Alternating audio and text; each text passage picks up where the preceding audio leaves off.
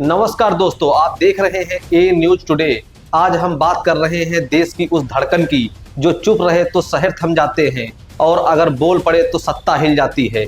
हम बात कर रहे हैं मजदूरों की। नोएडा के सेक्टर 63 और 64 के इलाकों में 13 अप्रैल और 14 अप्रैल को जो तस्वीरें सामने आई वो हैरान करने वाली हैं। हजारों की तादाद में मजदूर सड़कों पर थे, उनके चेहरे पर गुस्सा था और आंखों में बेबसी थी।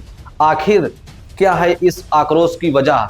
क्या ये सिर्फ महंगाई का मुद्दा है या फिर उनके सब्र का बांध अब टूट चुका है? नोएडा का ये औद्योगिक क्षेत्र आज नारों से गूंज उठा। मजदूरों का कहना है कि एक तरफ आसमान छूती महंगाई और दूसरी तरफ उनकी ठहर चुकी कमाई।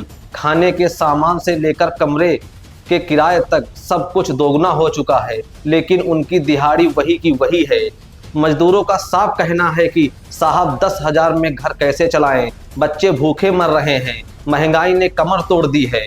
अब चुप नहीं बैठेंगे हम लोग। एक तरफ आंकड़े बताते हैं कि पिछले एक साल में बुनियादी चीज़ों की कीमतें 15% से 20% तक बढ़ गई हैं, लेकिन क्या कंपनियों ने वेतन बढ़ाया? क्या प्रशासन ने इन मजदूरों की सुध ली कभी? जब पेट खाली होता है तो इंसान के पास सड़कों पर उतरने के अलावा कोई रास्ता नहीं बचता। नोएडा के सेक्टर 63 और 64 में फैक्ट्रियों की लंबी कतारें हैं, लेकिन आज वहां सन्नाटा है, क्योंकि पहिया घुमाने वाले हाथ आज मुट्ठी बनकर हवा में लहरा रहे हैं।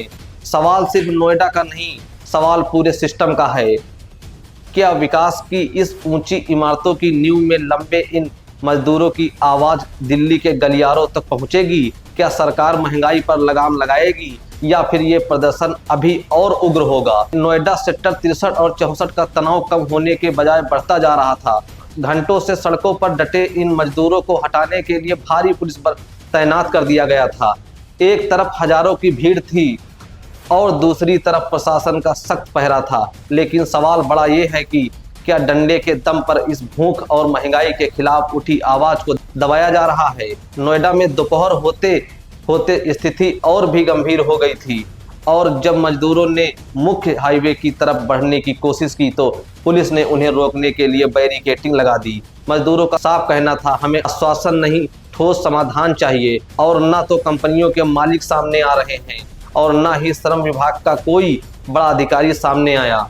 दोस्तों, प्रशासन को समझना होगा कि ये कोई राजनीतिक रैली नहीं है, ये आम आदमी की अस्तित्व की लड़ाई है। अगर आज नोएडा थमा है तो कल इसका असर दिल्ली एनसीआर की सप्लाई चेन पर भी पड़ेगा। इस प्रदर्शन का दूसरा पहलू आर्थिक भी है। नोएडा के इस हब से करोड़ों का टर्नओवर होता है। एक दिन की हड़ताल का मतलब भारी नुकसान।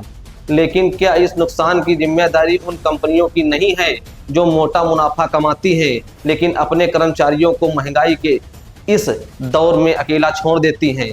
फिलहाल नोएडा के इस इलाके में इंटरनेट सेवाओं और आवाजाही पर नजर रखी जा रही है। क्या प्रशासन कोई समझौता करा पाएगा या फिर वह आंदोलन और बड़ा रूप ले लेगा? दोस्तों, आप इस बारे में क्या सोचते हैं? क्या मजदूरों की ये मांगे जायज हैं? कमेंट बॉक्स में जरूर बताएं।